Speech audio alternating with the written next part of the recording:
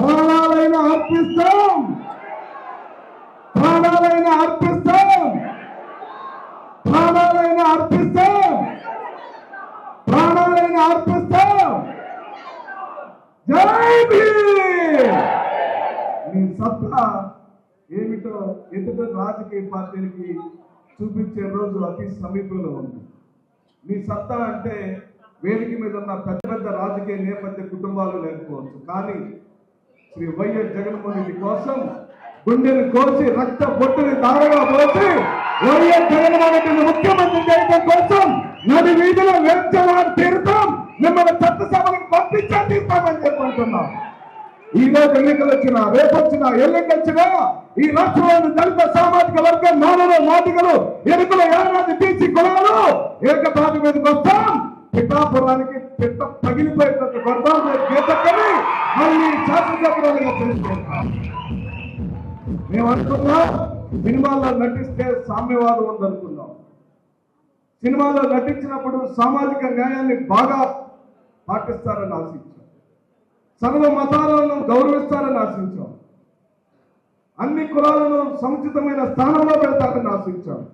ఇదే స్వచ్ఛమో కానీ రాజ్యాంగ పరమైన హక్కులతో మా దేవుడు బాబాసాహెబ్ అంబేద్కర్ రచించిన రాజ్యాంగం ద్వారా ఉప ముఖ్యమంత్రి పదవులు అలంకరించిన మహానుభావులు నుదిటికి పట్టులు పెట్టుకుంటున్నారు, సనాతన ధర్మం అంటున్నారు, నేను అత్యంత కీలకమైన హిందూ వాదిని అంటున్నారు. మరి ఈ రాష్ట్రంలో క్రైస్తవులు లేరా?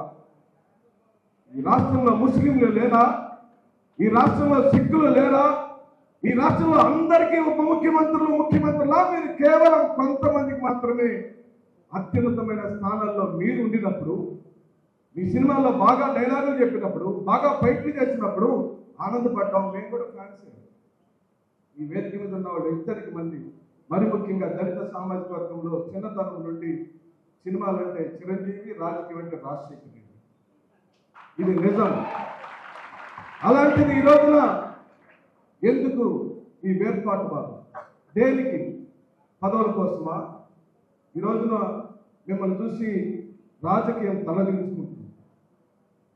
చిట్ట చివరి గ్రామాల్లోని దళితులు, నా అక్కలు, చెల్లెళ్ళు, అమ్మలు మీరు ఇస్తారని ఆశపడి, మీరు డబ్బులు ఇస్తారంటే ఆశపడి, జగన్ ఇచ్చిన డబ్బుల కన్నా ఎక్కువ ఇస్తారని ఆశపడి మిమ్మల్ని నమ్మి ఓటేస్తే ఈ రోజున సూపర్ 6ని గ్రామాల్లో అమలుపరచకపోతే తద్వారా నాకు జరుగుతున్న అపారమైన నష్టం వేల కోట్ల రూపాయల్లో ఉంటే మీరు సినిమాలు తీసుకుంటూ ఎక్కడ ఉంటుంటే ఆయన సింగపూర్ పోయాడు, దోచుకున్న డబ్బుల్ని దాచిపెట్టుకుంటారు. ఎవరు ఎవరు? అబద్ధానికి 1 రూపాయి ఎవరు? మోసానికి 1 రూపాయి ఎవరు? అనుకుంటే మౌనం ఉంటే కుదరదు. తెలియవు, రాజకీయాల్లో ఉన్న లోతుపాతలు మాకు తెలియవు. అందరం ఎక్కిన తర్వాత, చట్టసభల్లోకి వచ్చిన తర్వాత మన సామాజిక వర్గాన్ని బాగా చూసుకున్నామనే కోణాలు వైఎస్ జగన్మోహన్ రెడ్డికి తెలియలేదు. అందుకే నాయస్తులు, నాబీసీలు అంటే ఆ పదాలు ఈ సమాజానికి నచ్చలేదు. అంటే మేము అవసరం లేదా అన్నారు. అలా అనటం ఆయన ఉద్దేశం కాదు. అందరినీ చూసుకున్నాడు. ఈబీసీ నేస్తం ఎవరికి ఇచ్చాడండి? ఎవరికి ఇచ్చాడు ఈబీసీ నేస్తం? కాపు నేస్తం ఎవరికి ఇచ్చాడండి? ఆర్థికంగా వెనుకబడిన ప్రతి కులానికి నేనున్నానని, తాను ఉంటానని, ఈ సమాజంలో అట్టడుగు వర్గాలకు, పేదవాళ్ళకు నేనే ఉన్నానని చెప్పిన వాడు ఆనాడు వైఎస్ రాజశేఖర రెడ్డి అయితే ఈనాడు ప్రీతమ ముఖ్యమంత్రి మనందరి దేవుడు అంబేద్కర్ మహాశయుడి తర్వాత శ్రీ వైఎస్ జగన్మోహన్ రెడ్డి మాత్రమే అని 1 సంవత్సరంలో మనకు అర్థమైపోయింది. 12 నెలల కాలంలో దారుణాతిదారుణంగా చంద్రబాబు నాయుడు విజయలైపోయాడు. చిన్నబాబు రాజ్యాంగం వచ్చింది. చిన్నబాబు, బాబు నువ్వు ఎవరితో గేమ్స్ ఆడుతున్నావో, ఎవరితో పెట్టుకుంటున్నావో, ఎవరి జోలికి వస్తున్నావో, నీ స్థాయి ఏమిటో, నీ రాజకీయ భవిష్యత్తు ఏమిటో సరిగ్గా 1000 రోజుల కాలంలో, రాబోయే 3 సంవత్సరాల కాలంలో మాత్రమే నీ చేతిలో అధికారం ఉంటుంది. తదుపరి 1000 రోజుల 1వ రోజు నాడు ఈ ప్రాంగణంలో ఉన్న దళిత సింహాలు ఈ సమాజంలో ఎవరెవరు ద్వారా ఇబ్బంది పడ్డారో గుర్తు పెట్టుకుని తమ్ముళ్ళు, జ్ఞాపక శక్తి బాగా ఉంది కదా, పుస్తకాలు ఏం రాయబడలేదు. నాకు తెలిసినంత వరకు అందరూ బాగా చదువుకొని ఉంటారు, బాగా జ్ఞాపక శక్తి ఉంటుంది. మనకి రెడ్ బుక్లు వద్దు, ఏ బుక్లు వద్దు. బాబాసాహెబ్ అంబేద్కర్ రచించిన రాజ్యాంగాన్ని గుండెలో పెట్టుకుందాం. నీ పౌర హక్కుల పరిరక్షణ కోసం ఆ రోజున వీటి పోరాటం చేద్దాం. జై జగన్ అనే నినాదాన్ని 3 వారాలు చేస్తారు. చేశారా? పోనీ చేస్తారా? నిన్న కాక మన అచ్చెన్నాయుడు అన్నాడు, మేము ఇచ్చిన హామీలు అమలుపరచాలంటే ఈ రాష్ట్రాన్ని మీ దుంపల దగ్గర బుద్ధి బయట పెట్టారా కదా. మేము ఇచ్చిన హామీలు అమలుపరచాలంటే ఈ రాష్ట్రాన్ని అమ్మేయాలన్నాడు. అందుకే మేము ఈ రోజు చెబుతున్నాం, కాకినాడ నడిబడ్డులో దళిత జాతి అంతా నడుము కడతాం, ఊరు వాడ చాడుతాం, మా పథకాలన్నీ మళ్ళీ తిరిగి సాధించుకుంటాం. అలా సాధించుకోవాలంటే ఏం చేయాలి? ఒకటే మార్గం. నీ ముందున్న ఒకటే లక్ష్యం. నీ ముందు ఏ మార్గాలు లేవు, నీ ముందు ఏ లక్ష్యం లేదు. నీ ఆడబిడ్డలు దళిత సోదరులు సోదరిమణులు ఇల్లు కావాలన్నా, ఇంటి పట్టా కావాలన్నా, అమ్మఒడి కావాలన్నా, ఆసరా కావాలన్నా, చేయూత కావాలన్నా ఒకటే లక్ష్యం. ఆ లక్ష్యం అబ్బాయి చెప్పు కుడి వారి వాళ్ళు అరవండి. ఆ లక్ష్యం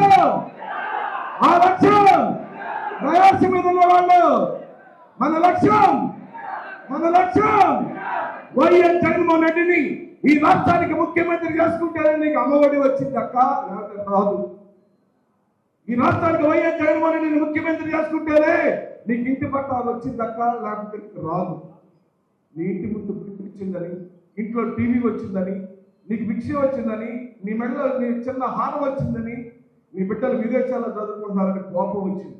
ఎవరికి? అబ్బా 10 కాలాల పాటు ఏం పేరక్క నీ పేరు?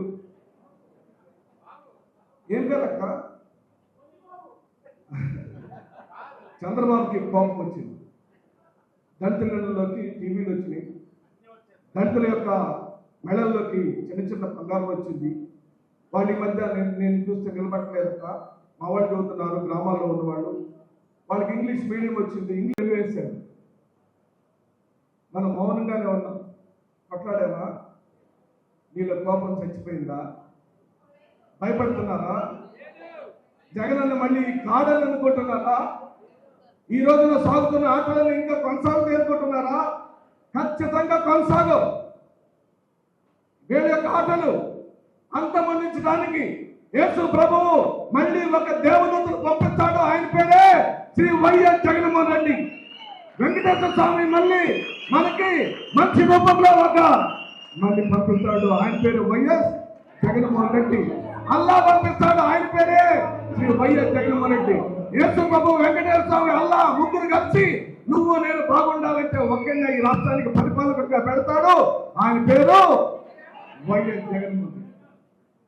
ఆ జగన్మోహన్ రెడ్డి అంటే పెట్టుబడిదారు వ్యవస్థలకి కోపం, పారిశ్రామికవేత్తలకి కోపం, ఏసీ రూముల్లో కూర్చున్న వాళ్ళందరికీ కోపం. ఎందుకంటే జగన్మోహన్ రెడ్డి ఓటర్లందరూ దుక్కి తిన్నుకుంటూ, పొలాల్లో కలుపులు తీసుకుంటూ కూర్చుంటే లెగవలేక, లేస్తే కూర్చోలేక అల్లల్లాడిపోతున్న జాతలందరికీ డబ్బులు ఇచ్చాడు. తోపుడు బండ్లకి డబ్బులు ఇచ్చాడు, ఇమాములకు డబ్బులు ఇచ్చాడు, పాస్టర్లకు డబ్బులు ఇచ్చాడు, సాలివాళ్ళకి డబ్బులు ఇచ్చాడు, కుమ్మర్లకు డబ్బులు ఇచ్చాడు. డబ్బులు ఎటు చూసిన డబ్బులు 2,75,000 కోట్ల రూపాయల డబ్బులను ఈ రాష్ట్రంలో పంచితే దానిలో ఎస్సీల భాగం ఎంతో తెలుసయ్యా? 2,75,000 కోట్ల డబ్బులు పంపిణీలో నీ భాగం ఎంతో నీకు తెలుసా? నీ భాగం ఎంతో తెలుసా? 40%, సుమారుగా 37,000 కోట్ల రూపాయల డబ్బులు దళితులకు రావాల్సిన డబ్బులు ఇప్పుడు ఆగిపోయింది. అంటే మా నష్టం ఓ సంవత్సరానికి 10,000 కోట్ల రూపాయల నష్టం జరుగుతుంది. ఏ పథకం అన్నా కానీ, అది అమ్మఒడి కానీ, ఆసరా కానీ, చేయూత కానీ, నీకు జరుగుతున్న నష్టం ఎంతండి? 10,000 కోట్ల రూపాయలు పైచింది. నువ్వు మాట్లాడమని చెప్పడానికి వచ్చాం. ఈ 83,371 మంది సైన్యాన్ని నిర్మించడానికి వచ్చాం. ఆ సైన్యంలో నువ్వు ఉంటావా? ఆ చిట్ట చివరి కుర్చీలో ఉన్న అబ్బాయి ఉంటావా?